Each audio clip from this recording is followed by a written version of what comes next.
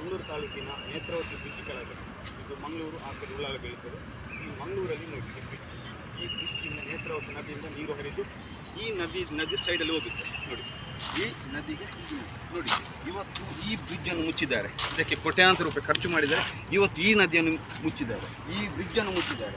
ಇದಕ್ಕೆ ಹೇಳುವವರು ಕೇಳೋರು ಇಲ್ವ? ನದಿ ನೀರು ಪವರ್ಫುಲ್ ಆಗಿ ಇಲ್ಲಿ ಬರುವಾಗ ಇದು ಸಹ ನದಿಯೇ. ಎಲ್ಲಿ ನೋಡಿ ಇವರು ಕಾಂಕ್ರೀಟ್ ಮಾಡಿ ಕೋಟ್ಯಾಂತರ ರೂಪಾಯಿದು ಪ್ರಾಜೆಕ್ಟ್ ಮಾಡ್ತಿದ್ದಾರೆ. ಇದಕ್ಕೆ ಲೈಸೆನ್ಸ್ ಇದೆಯಾ, ಪರವಾನಗಿ ಇದೆಯಾ? ಇದರ ಬಗ್ಗೆ ಎಲ್ಲರಿಗೆ DC ಗೆ AC ಗೆ ಕಾಸೆಲ್ಲ ಎಲ್ಲ ಅವರಲ್ಲಿ ಶಾಮೀಲಾಗಿರ್ಬೋದು. ನೋಡಿ ಇಷ್ಟು ದೊಡ್ಡ ಪ್ರಾಜೆಕ್ಟ್ ಮಾಡಬೇಕಾದ್ರೆ ಬೇರೆ ಕೆಲವರಿಂದ ಎಷ್ಟು ಬೇಜಾರಾಗುತ್ತೆ ಅಂದರೆ ನೋಡಿ. ಇದು ನೇತ್ರಾವತಿ ಇನ್ನು ಇಲ್ಲಿ ಮಣ್ಣಾಕಿ ಮುಚ್ಚಿದ್ದಾರೆ ಅಂದರೆ ಸಾರ್ವಜನಿಕ ದುಡ್ಡು, ತೆರಿಗೆ ಹಣ ಇವರು ಪೋಲ್ ಮಾಡ್ತಾರೆ. ಸಾರ್ವಜನಿಕ ನಿಮ್ಮ ದುಡ್ಡು ಇವರು ಕೇಳುವರಿಲ್ವಾ? ನೋಡಿ ಎಷ್ಟು ಮಣ್ಣು ಹಾಕಿದ್ದಾರೆ, ಕೋಟ್ಯಾಂತರ ರೂಪಾಯಿ ಹೇಳಿದರೆ ಹೇಳ್ತಾರೆ. ಅವರದ್ದು ಆದ ನಂತರ ಪ್ರೋಗ್ರಾಮ್ ಅದು ತೆಗೀತಾರೆ ಅಂದರೆ ಕೋಟಿಗಟ್ಟಲೆ ತೆಗಿಲಿಕ್ಕೆ ನಾಳೆ ಸಾಧ್ಯ ಇದೆಯಾ? ಇದಕ್ಕೆ ಅಧಿಕಾರಿಗಳು ಕಾರಣ.